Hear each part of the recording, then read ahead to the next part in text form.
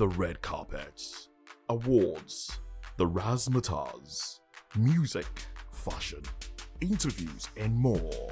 Spotlight on Voice of the People Television. Let's feed you with all the juicy stories in the global entertainment space, bringing you the glitz and glamour as it is hot. Stay tuned to Spotlight, 1 p.m. Monday to Friday.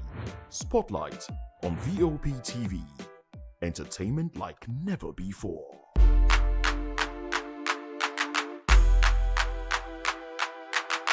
Welcome to the locker room, the home of football talk that matters. I am Jerry Arpillon. Join us every weekday, Monday to Friday at 5 p.m. Nigerian time, as we share the hot takes and hot debates in the exciting world of football. And joining me are the usual suspects, Ikechukwu and Mayowa, as we break down all the hot takes and everything that's happening in the football. Don't just watch football, live it with us. Catch us on the locker room and Voice of the People Television at 5 p.m. Nigerian time. And like I always say, if not playing at all, please discuss. And it's Hakim Ziyech who puts the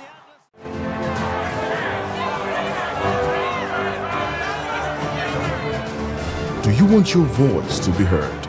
Do you know that you matter in the scheme of things?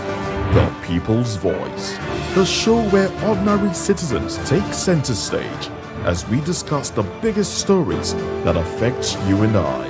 With you in mind, we facilitate lively discussions, debates, and interviews on the topics that matter most to you and I, from social justice to economic empowerment, education to healthcare, governance, and more, tackling tough topics and amplifying your voice.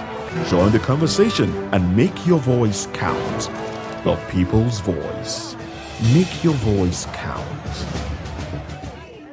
When I first heard VOP, I thought they were talking about me because I'm a voice-over personality. But no, this is Voice of the People TV, and you are riveted forever because this is the place to be.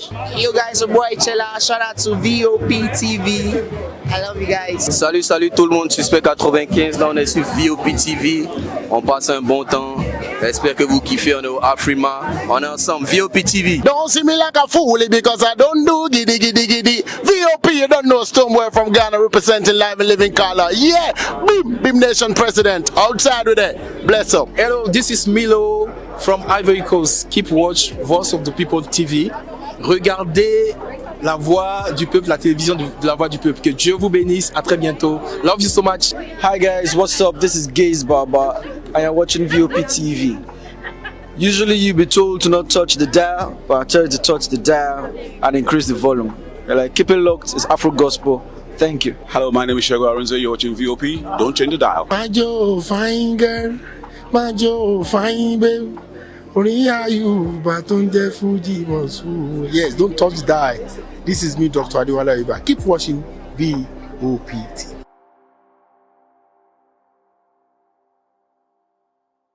Behind every broken desk lies a broken promise. Education shapes the nations.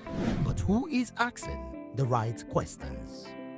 Introducing Edu Dialogue, the show that goes beyond the surface, exposes the cracks, the corruption, and the silence in Nigeria's education system. Edu Dialogue, Saturdays, 3 p.m., only on VOP TV.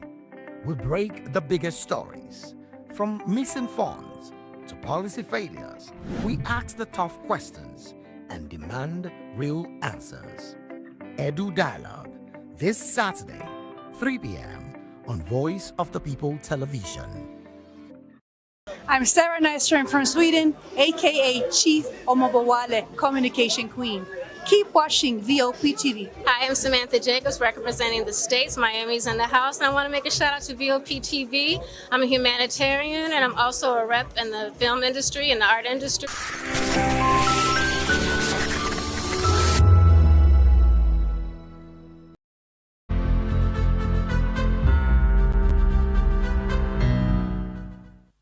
Welcome to the locker room, the home of football talk that matters. I am Jerry Arpillon. Join us every weekday, Monday to Friday at 5 p.m. Nigerian time, as we share the hot takes and hot debates in the exciting world of football.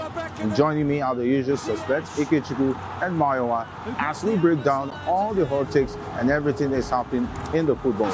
Don't just watch football, live it with us. Catch us on the Locker Room and Voice of the People television at 5 p.m. Nigerian time. And like I always say, if not 20 minutes off, with the sport. And it's Hakim Ziyech who puts the Atlas. Are you ready for the extraordinary? Something big is happening on your screen. Introducing VOP TV. Now streaming on LTV channel 264. From breaking news to captivating conversations, news analysis, giving you all sides to the story. We break in-depth discussions on the issues that matter, from politics to sports, entertainment, and lifestyle. VOP TV on SLTV channel 264. Join us as we redefine what television means to you. Voice of the People Television, VOP TV. Now you have more than a voice.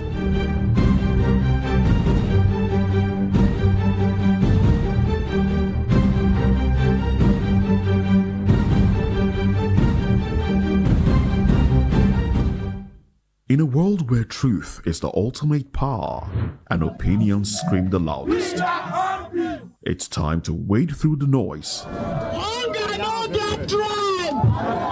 Hunger no get religion! And scan the human interest and trending topics that matter. Stay tuned to The Issues, your plug to the stories making the buzz, from politics to science and technology, social justice, and more. Let's tackle the tough questions and expose the truth. The Issues on Voice of the People Television. Don't just react, understand.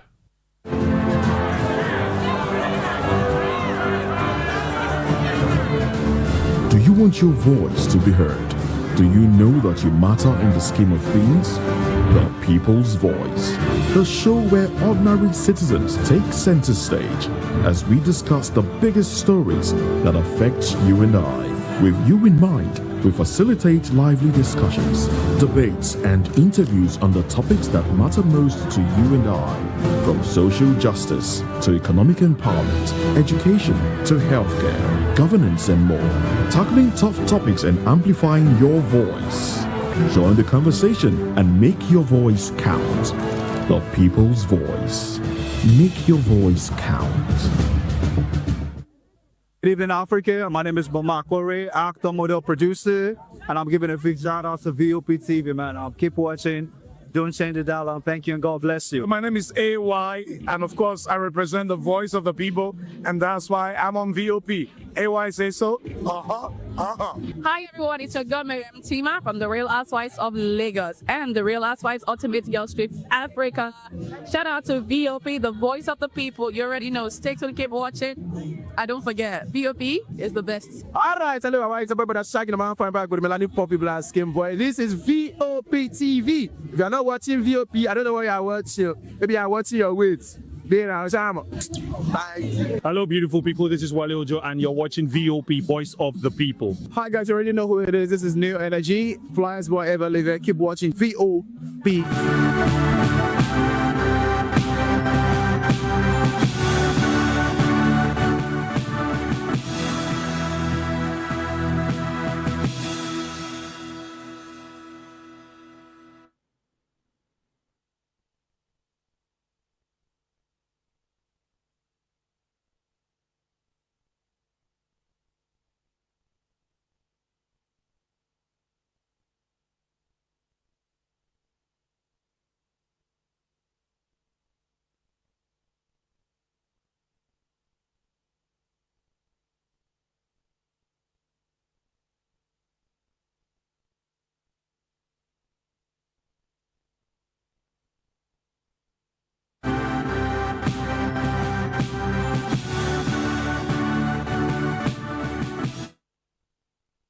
Well, hello and welcome to News Hour on Voice of the People TV. I am Vivian Oguche. And I am Nenna Ndomdioto. Before we begin the news, kindly visit our website www.vop.ng for fresh and trending news. Here are the headlines. Opposition rejects 2026 Electoral Act, calls for review. Senate rejects envelope budgeting. Bandits kidnap 4 in Kwara community. 113 suspected kidnappers arrested in Edo. Lagos CP and stakeholders urge action on insecurity. Governor Fubara swears in SSG, a chief of staff.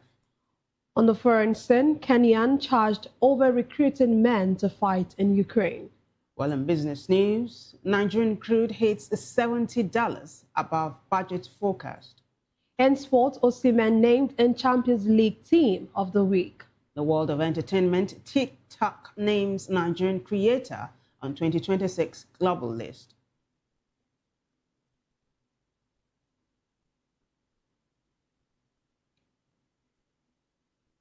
Now the news and details. Opposition political parties have rejected the 2026 Electoral Act recently passed by the National Assembly and signed into law by President Bola Tinubu. At a press briefing in Abuja themed Urgent Call to Save Nigeria's Democracy, the parties called for an immediate fresh amendment to remove what are described as obnoxious provisions in the law.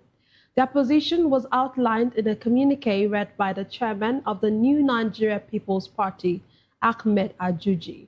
Among those present were former Senate President David Mark, former Vice President Atiku Abubakar, former Governors Rauf Aregbesola, Rotimi Amechi, and Peter Obi, as well as other leaders of the coalition. At the center of their concerns is the amendments to Section 60, subsection 3, which permits manual transmission of results in the event of communication failure. The opposition argues that this weakens mandatory electronic transmission and creates room for manipulation, insisting that Nigeria's electoral infrastructure can support nationwide electronic transmission. The parties also rejected changes to Section 84, restricting candidate selection to direct primaries and consensus, describing it as interference in internal party affairs and maintaining that indirect primaries remain a legitimate option. The federal cited alleged irregularities in the recent Federal Capital Territory local government elections and condemned reported attacks on opposition figures in Edo State, warning that such development threaten democratic participation. Now, the Senate has rejected the envelope budgeting system, calling for a return to a performance and priority-based framework to improve implementation. Lawmakers made the statement during the budget defense session of the Finance Ministry and an interactive meeting with the economic team in Abuja. Senate Finance Committee Chairman Sani Musa said the current system is ineffective, citing delays in fund releases, under execution of capital projects, weak revenue remittances, and poor alignment between approved budgets and actual performance.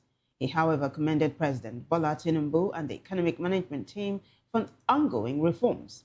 Finance Minister Wale Edun acknowledged room for improvement, noting that the current system directly disburses funds to beneficiaries, eliminating intermediaries. Minister of Budget and National Planning Abubakar Bagudu added that while Nigeria is not yet where it should be, the president's economic reforms are already having a positive impact.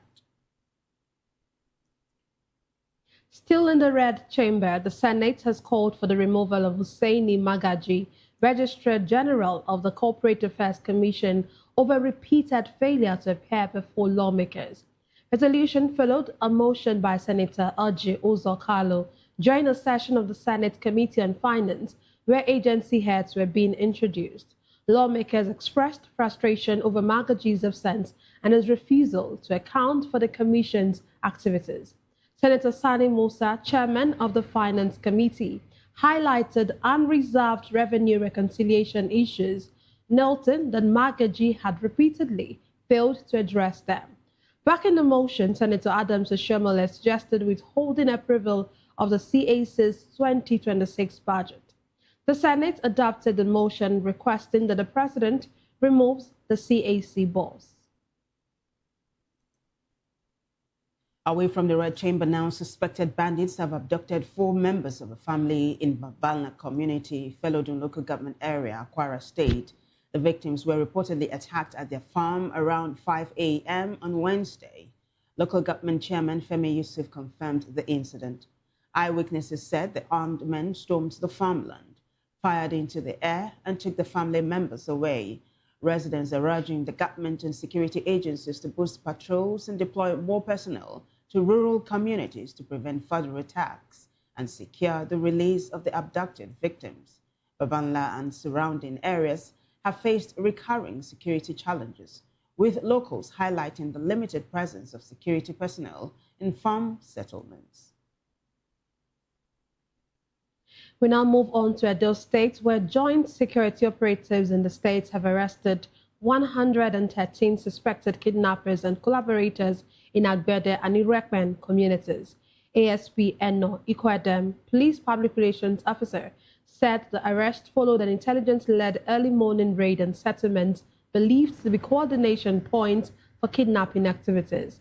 The operation involved the police, army, NSCDC, vigilante groups, and local hunters. Operatives acted on information that ransom payment from kidnapping operations were being collected and managed in these communities. And now rising insecurity has sparked renewed focus on peace building and conflict prevention, with stakeholders calling for proactive measures to protect communities. At a seminar organized by the Rotary Club of Omole Garden in Lagos State, Police Commissioner and security experts shared practical strategies for crime prevention and conflict resolution. Voice of the People TV's Matthew Ogunsuada reports. Amid growing concerns over insecurity in Nigeria, stakeholders have called for stronger collaboration, proactive strategies, and sustained dialogue to promote peace and prevent conflict across communities. These form the focus of the Peace Building and Conflict Prevention Seminar organized by the Rotary Club of Omole Garden in Lagos, where the Commissioner of Police, Olorundare Jimoh, emphasized that effective investigation, action planning, and observation remain critical tools in preventing crime and managing conflicts. It is quite important for us to know that everything at every level we need to resolve it. There are early warning signals. You converted residential building to a POS. Then you are inviting problem for yourself. And access restriction is part of integral of adequate security anywhere. Where people just go in and come out the way they like is a problem. So nobody should compromise that. The technocrats, the intelligentials, and the scholars said, no, don't let us fight war. Let us use diplomatic means, pages of newspaper, protests, and other ways to fight. Delivering the keynote address, security expert Wale Adiagbo, alongside other speakers, stressed the need for individuals, community leaders, and institutions to take responsibility in preventing crime and promoting peaceful coexistence. They maintain that early intervention, awareness, and cooperation among stakeholders are necessary to achieve sustainable conflict resolution. What we need to start to do better as Nigerians is to take on security as a personal endeavor. And the starting point in doing that is consciousness and awareness of our environment and becoming agents and ambassadors of peace as citizens of Nigeria. When we combine the two, I'll argue the trajectory we go down in terms of level of incidents that we record. We need to ensure that we're mindful of our environment. A lot of people see stuff lying around. We just walk past. That might be the next bomb waiting to go off. So basic security issues, such as being mindful of what is in the environment, ensuring that we report what we consider to be a security threat to the right authorities, that goes a long way. Because we interact as human beings, there will always be conflicts. What you want is different from what I want. How I see things is different from how you see them. So we must be able to listen to each other and be able to identify the early warning signals of a conflict and be able to work within a peace resolution framework to be able to achieve positive peace. Is it fair to all concerned? Would it build goodwill and better friendship?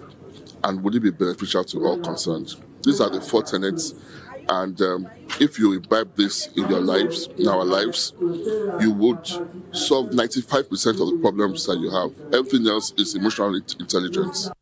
With calls for stronger collaboration between security agencies and communities, stakeholders express optimism that sustained engagement will help reduce crime and promote peaceful coexistence in the country. Matthew Ogunswada, reporting for Voice of the People Television. Thank you very much, Matthew. In the meantime, Nigerians are beginning to draw a security roadmap for the newly appointed Acting Inspector General of Police, Tunji Disu, with many demanding an immediate stop to killings and kidnappings in parts of the country.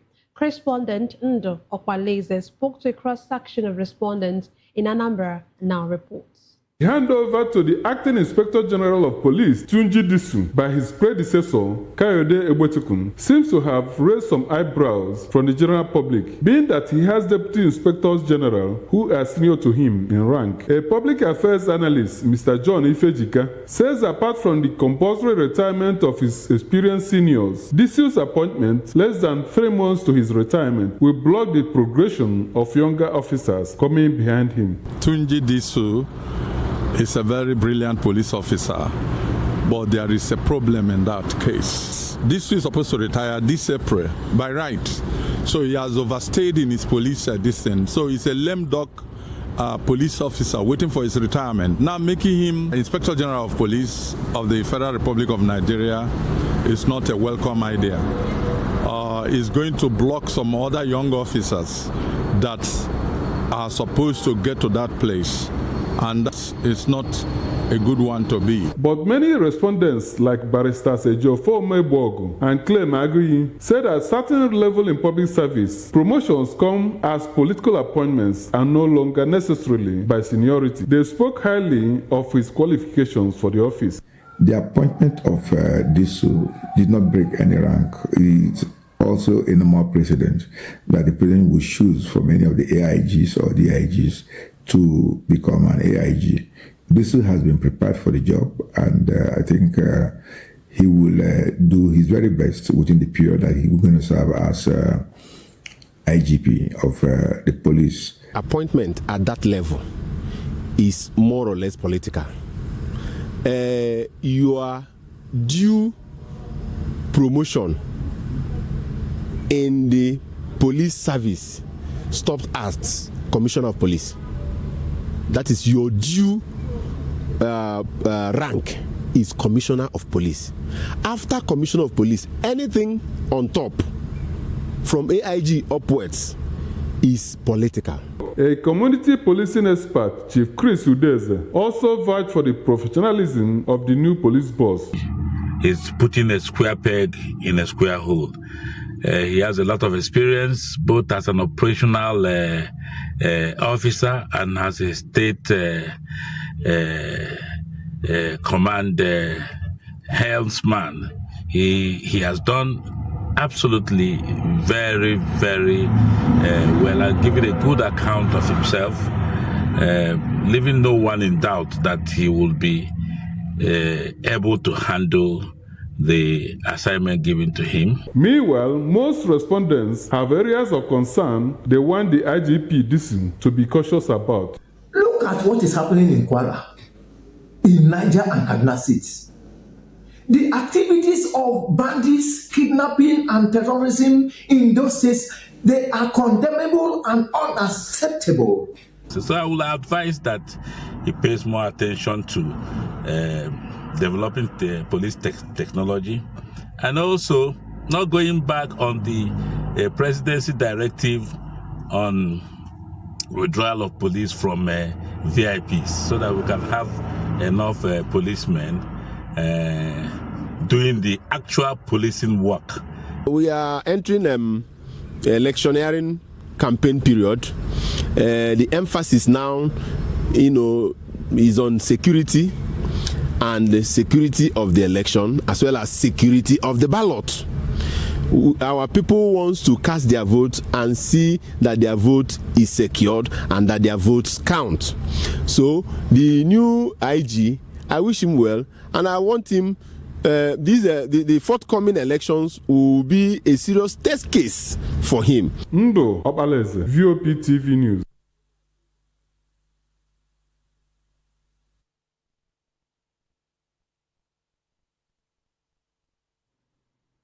Undu, thank you. Let's take it to Rivers State now, where Governor Siminalayi Fubara has sworn in Dagogo Wokoma as secretary to the state government and Sonny Wule as chief of staff, urging them not to politicize their offices. Speaking after administering the oath of office, the governor described the roles as strictly administrative and service-oriented. Fubara cautioned the chief of staff against convening unauthorized meetings or engaging in political activities without approval, stressing that the position primarily serves as his personal aid in advancing the administration's goals. He said the appointments were a call to duty, not political patronage, and expressed confidence that both officials will strengthen governance in the state. The governor reaffirmed his commitment to sustaining ongoing projects and inherited programs to ensure peace, progress, and prosperity. He also warned that any action that could bring the government into disrepute will not be tolerated. And now to legal matters. CSP Moses Paul, the first prosecution witness, has told the Federal High Court in Abuja how 9 suspects linked to the June 13, 2025 attack on Yawata community, Benue, were arrested. Paul, an investigator with the Intelligence Response Unit of the Nigeria Police Force, said the attackers, over 100 armed with AK-47s, killed about 150 people in the incident. Testifying before Justice Joyce Abdul Malik, Paul said investigations are ongoing and additional arrests are possible. He also stated an attack was carried out by Fulanis on a retaliatory mission and confirmed he knew the defendants, having helped arrest them in 3 Nasarawa State communities. Led in evidence by the Director of Public Prosecution, Rotimi Oyedepo, Paul's testimony forms part of the resumed trial of the 9 men. The court adjourned until Friday for the continuation of proceedings. And now the prosecution in the corruption trial of former Petroleum Minister Diezani Alison Madueke before a Southwark Crown Court in the UK has presented its 5th witness via virtual proceedings from Abuja.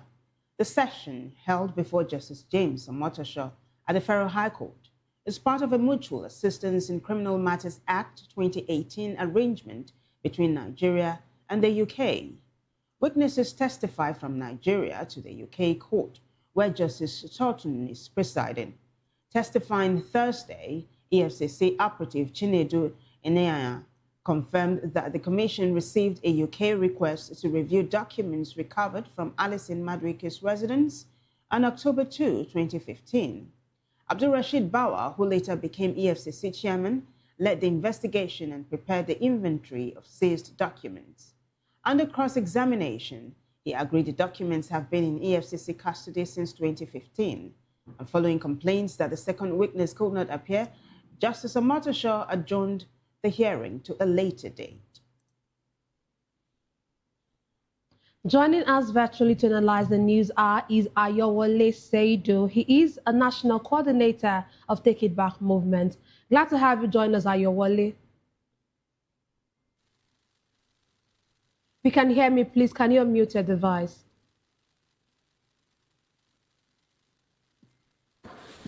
Yes, can you hear me now? Yes, good evening. Yes, good evening. My name is not Seidu, my name is Sonyaolu. Oh, sorry for that, please. Ayowole Sonyaolu. Yeah, that's fine. Okay, thank you. Okay, let's start with this. Opposition political parties have rejected the 2026 Electoral Act recently passed by the National Assembly and, of course, signed into law by the President. I'm sure you've been following this particular incident or this particular report from when the amendment bill was in the National Assembly, when Nigerians came out to say this is what they wanted, and then finally, eventually, we get to see the President give assent to the law, to the bill passed by the National Assembly. And now the opposition is coming out to say they are rejecting this particular law that has been passed by the President. What do you make of it? Do you actually see this rejection holding water? Yes, even long before some of these politicians who gathered for a press conference, long before they rejected the bill which was signed into law, our organization, the Take It Back movement, have exactly done that, not just via a statement, but even through protest. And let me start by saying that, of course, most of those who sat down consider themselves as opposition, and then rejecting some of these bills. Some of these guys also, had deep facilitated free and fair elections when they were in government. But that is not the conversation for today. It is clear with what is going on now that the president of the country, Mr. Bola Ahmed Tinubu, is not interested in the free and fair election. He has never been interested in the free and fair election. And unfortunately, this has been the trajectory of Nigeria's leaders, so-called leaders, from 1999 till now.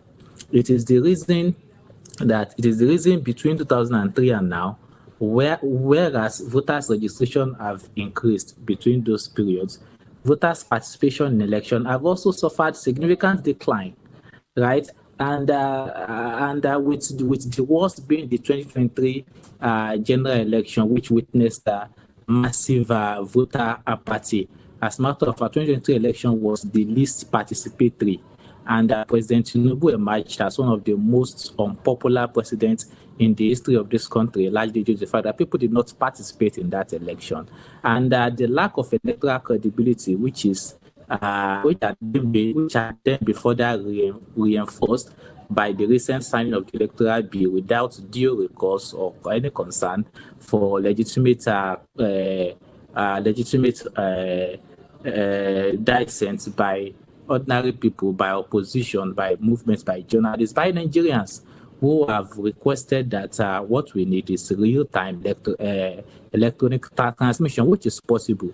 But what President Tinubu has done has further reinforced why Nigerians don't come out to vote in an election, because Nigerians, or a majority of Nigerians, already concluded that their votes don't count.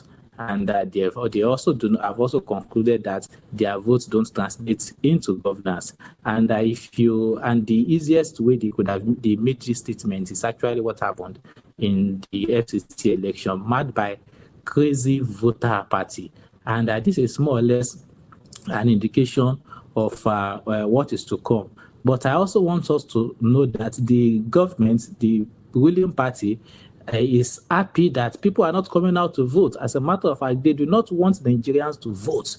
It is the reason they continue to do everything to discourage Nigerians from protest, from militarization of polling units, to voter intimidation of opposition voices, attack, harassment, and even intimidation of voters. And these are some of the indications that Nigerians indeed do not want Nigerians to participate in their democratic process, because they know that if the mass of Nigerian people are sufficiently mobilized and conditions are created for them to exercise their democratic rights, most of these guys will not be in office today. They would definitely not be in power. And if a free and fair election is allowed to happen in 2027, most of these guys would not even be class captains. All right, so you've said a lot, Ayowale. So thank you for starters, right? But it seems like you share sentiments with these opposition political parties, because take a look at what they're saying. Because at the center of the concerns is the amendment to Section 60, subsection 3, which permits a manual transmission of results in the event of communication failure. Now, when the president was assenting the bill to law, he also mentioned this particular part, that what happens to people in areas of the country where there is a network failure, even though it's a very small percentage. Let me throw that question back to you. Should people be disenfranchised because of the call for real-time e-transmission of results? Okay, so 1 year, aside from the fact that a significant portion of, as you have rightly also confirmed, a significant portion of the Nigeria, where Nigerians live are covered by internet. But even the spaces where so the internet do not cover. According to them, there is a whole 1 year, to prepare for that, to ensure that those locations have internet. It is not rocket science. I mean, this is INEC receives INEC receives huge budgets every year, all for what? To conduct sham elections as they've been doing. I think it will profit all of us more for them to use some of the little resources out of the huge emoluments they receive to ensure that every Nigerian is allowed to vote, and every Nigerian is given the confidence that indeed their vote will count. And if what will restore public confidence in our electoral system is to ensure that election results are transmitted in real time, those conditions should be met. And like I said earlier, they are not rocket science. You're very right. Not rocket science at all. Okay, so let me, another aspect these opposition parties are actually having an issue with, or having issues with, it's the Section 84, which has this restriction to candidate selection to just direct primaries and consensus. And they've actually described this, this particular section as an interference in internal party affairs, and they're calling it, they're saying that indirect primaries is still a legitimate option. Do you share this with them? Do you share this concerns with them? Do you think that having to make the parties do just direct primary and consensus, or choose between direct primaries and consensus, it's an interference in internal party affairs? I think it's an overreach. Our political parties should be allowed to utilize the best form of a democratic process to choose their leaders within the confines of what their own constitution allows, within the confines of what their own structures allow. But you say, the ruling party is has been that which has been in such a situation where it directly interferes in affairs of other political parties, and the evidences are there for us to see. So, but not to go into some of those diversions. But the bottom line here is that deciding how political parties choose their leaders, I think it's an overreach, and I think this is we've seen situations where this is used as an opportunity for the courts to even take over leadership of political parties. And interestingly, and to checkmate some of this, we have the appeal court judgment, for instance, that have clearly stated that the affairs of political parties are affairs of political parties. And I do not think government should make laws targeted at stifling or restricting or dictating how opposition parties conduct their own internal democracy, so long as it is consensually agreed within the political party. Very well said. Now, the opposition political parties also cited alleged irregularities in the recent Federal Capital Territory local government elections, but they also condemned reported attacks on opposition figures in Edo State. I mean, this was a story that rocked the country a couple of days ago. I don't know if you heard about it, and if you have something to say about it before we wrap this particular topic up. Oh, yes. I mean, the government of the APC, I live in Lagos. The government of the APC has a track record of violence. We saw what they did in the 2023 general elections, where elections were turned into a civil war. And we saw even the local government elections they conducted in Lagos. It was also like a civil war. So I think violence, the use of violence is a strategy by the ruling party to ensure that people do not actually participate in an election. That's exactly what I said earlier. The government want to use instrumentality of fear, manipulation, to discourage participation in the election. And to be clear, our movement, our organization, will condemn in strong terms the attack on Mr. Peter Obi and the school in Edo State. This is not what democracy is, and we demand that all the perpetrators should be held accountable. And to be clear, the attacks on opposition voices, including the recent attack in Edo State, will hold the government of Edo State fully accountable and responsible for what happened. And as Nigerians, we have a duty to hold the government of Bola Tinubu to account to ensure that every Nigerian, regardless of their political views, are able to move safely across every nook and corners of Nigeria, because it is indeed the duty of government to protect everyone. Okay, thank you very much. Let's take you to what happened in the Senate today. The Senate has rejected the envelope budgeting system, calling for a return to a performance and priority-based framework to improve implementation. What do you make of this? Do you think that having to move away from envelope budgeting system is actually the way to go?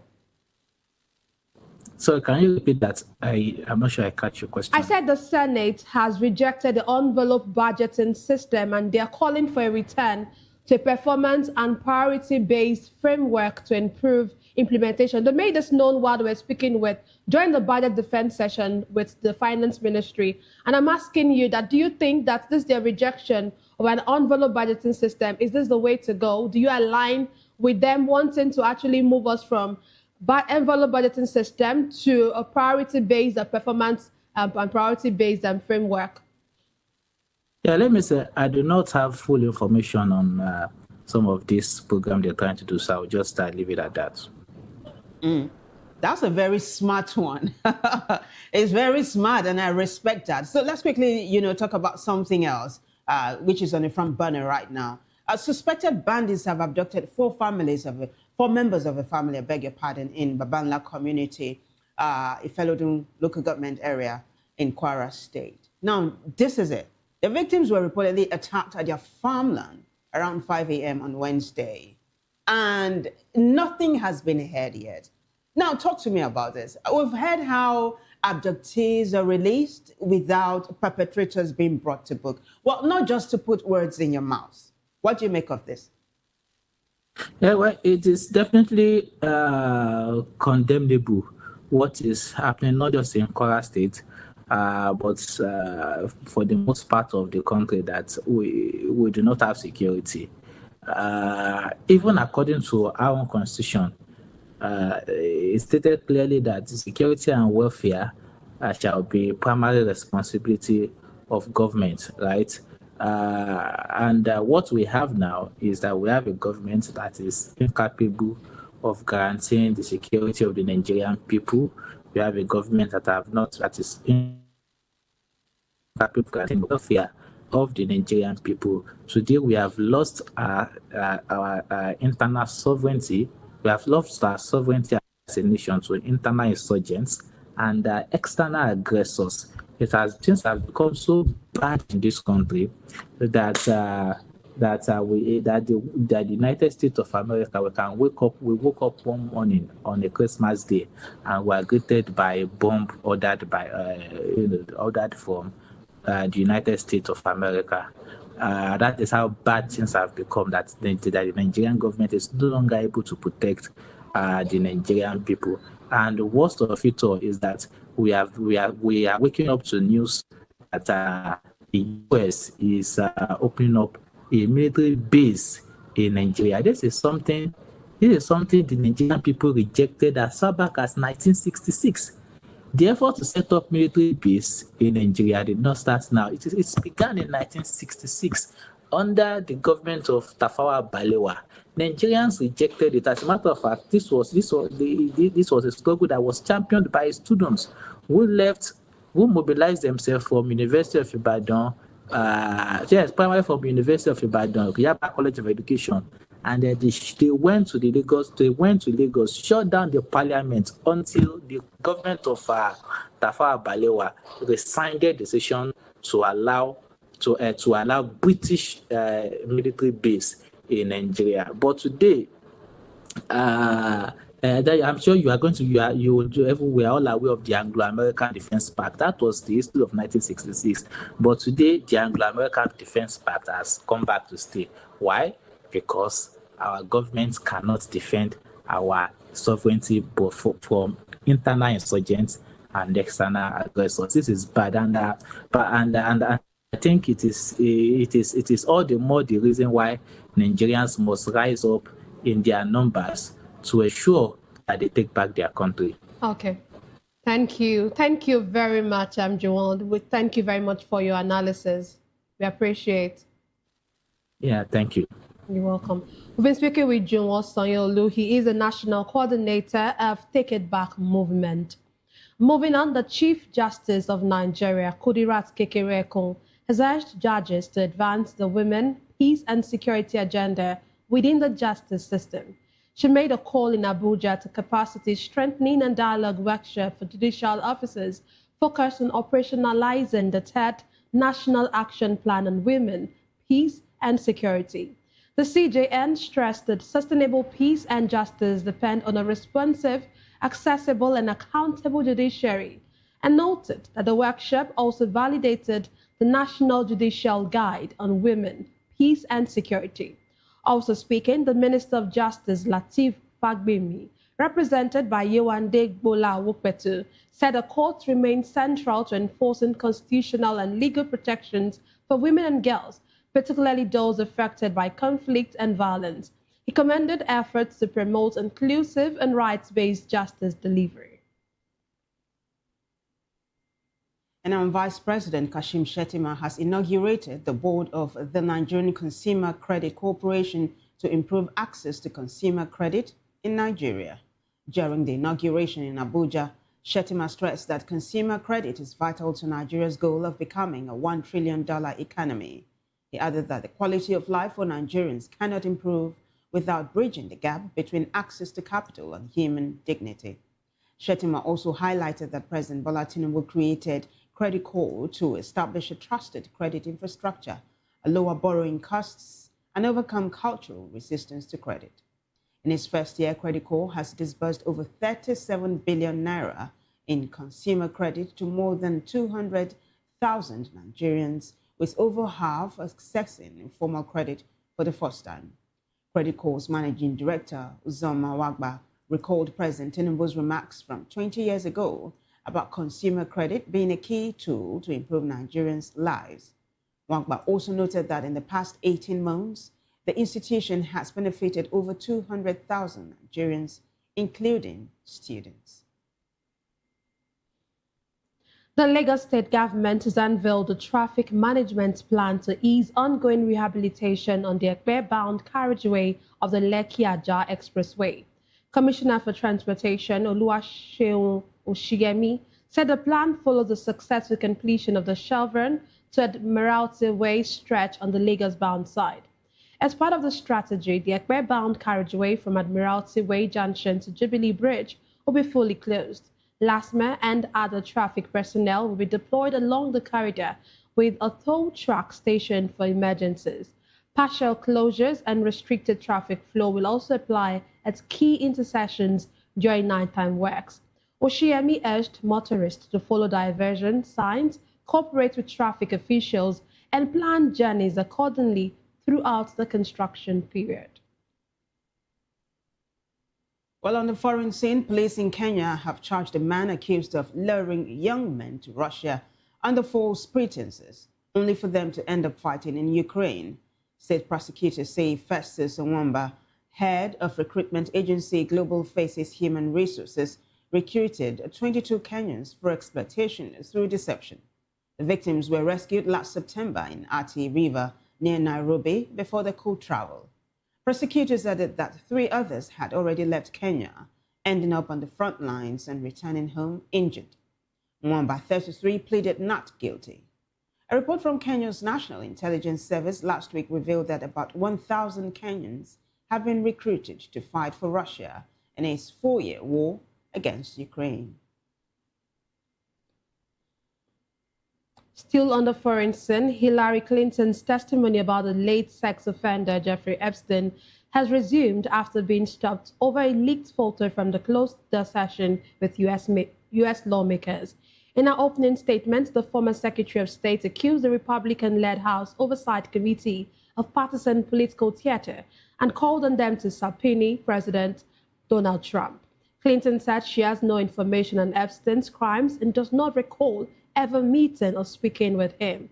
Former President Bill Clinton is set to testify Friday. He has acknowledged taking trips on Epstein's plane, but denies any knowledge of or involvement in his crimes. Now, U.S. and Iranian officials have met in Geneva for a third round of indirect talks aimed at averting conflict amid threats from President Donald Trump to strike Iran if a nuclear deal is not reached. The discussions come during the largest U.S. military buildup in the Middle East since 2003, with Iran warning it would respond to any attack with force. Talks resumed Thursday evening after a 3-hour morning session. While chances of an agreement remain uncertain, Omani Foreign Minister Badr Abdulsaidi, the mediator, said negotiators exchanged creative and positive ideas and hoped to make more progress. And now to business. Nigeria's crude oil grade Bonny Light is trading above $70 per barrel, higher than the federal government's 2026 budget benchmark of $64.85 amid rising geopolitical tensions. Latest data show Bonny Light at about $71 per barrel, slightly down from $72.30 on Monday. Known for being light and sweet, Nigerian crude has low sulfur content and high API gravity, making it cheaper to refine into premium products such as diesel and petrol. Analysts say growing geopolitical risk premiums have made oil one of the best performing asset classes this year. The federal government's 2026 budget is based on a conservative oil price of $64.85 per barrel and a daily production target of 1.84 million barrels. However, output in January 2025 stood at about 1.48 million barrels per day, just below the OPEC plus quota of 1.5 million barrels per day. Still business news, the Federal Competition and Consumer Protection Commission says it uncovered patterns of price manipulation by some domestic airlines during the December 2025 festive season. CEO Tunji Bello disclosed the findings in an interim report from the agency's Department of Surveillance and Investigations, signed by Director of Corporate Affairs, and Bello said the investigation launched in January compared fares on local routes during the festive peak with most of post-peak January 2026 levels. Preliminary findings show ticket prices were significantly higher during the holidays, despite stable aviation fuel costs, taxes, and exchange rates. He explained the differences reflected arbitrary pricing strategies, including yield management and capacity allocation, rather than regulatory changes. On the Abuja-Port Harcourt route, peak fares for a single ticket reportedly rose to about 405,000 naira. Bello added that foreign airlines will be reviewed next, following complaints that they charge higher fares to Nigerians compared with similar routes in neighboring countries. And now to sport. Nigeria international and Galatasaray striker Victor Osimhen has been named in the UEFA Champions League Team of the Week. UEFA announced his inclusion among the standout performers from the playoff second leg on its official X handle, following his impressive display against Juventus. Other players named in the Team of the Week include Atletico Madrid goalkeeper Jan Oblak, Real Madrid midfielder Aurelien Tchouameni, Newcastle United Sandro Tonali, and Osimhen's former Napoli teammate Givica Kvaratskhelia. Still sports news, Super Eagles head coach Eric Chell has addressed rumors linking him with the coaching job at Olympique de Marseille. Chell's profile rose after guiding Nigeria to a third-place finish at the Africa Cup of Nations. The 48-year-old was reportedly shortlisted by Marseille following the dismissal of Italian coach Roberto De Zerbi. However, the League One club appointed former Senegal international Habib Beye as head coach last week. Charles said he had no direct contact with the French side and remains under contract with the Nigeria Football Federation with 1 year left on his deal. And now to entertainment. A Lagos-based doctor and health educator, Olawale Ogulano, has been named among 5 sub-Saharan African creators on TikTok's 2026 Global Discover list. Known on TikTok as @Dr. Wale's MD, Ogulano is the founder of Health Craft Africa and was recognized in the educators category, which highlights creators shaping culture worldwide. TikTok's global head of content operations, James Stafford, said the company is committed to celebrating inspiring creators. Ogulano, also a TikTok Sub-Saharan Africa Wellbeing Ambassador, is known for simplifying complex medical topics and engaging videos to boost public health awareness. Reacting to the recognition, he said it validates the power of digital platforms in advancing health communication. Well, still entertainment news, Nigerian-born British singer Sade Adu has been nominated for the 2026 Rock and Roll Hall of Fame, marking her second nomination. The 67-year-old Grammy winner, known for her signature contralto voice and hits like Smooth Operator and The Sweetest Taboo, is among 17 artists shortlisted this year. According to the Hall, 10 of the 17 nominees are appearing on the ballot for the first time. To be eligible, artists must have released their first commercial recording at least 25 years ago.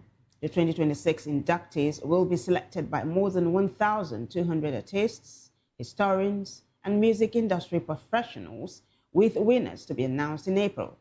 In 1986, she became the first Nigerian-born artist to win a Grammy Award and is widely regarded as one of the most successful British female artists in history.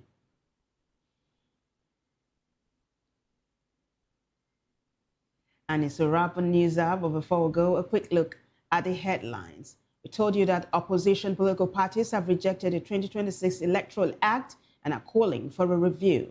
Also, Senate rejects envelope budgeting.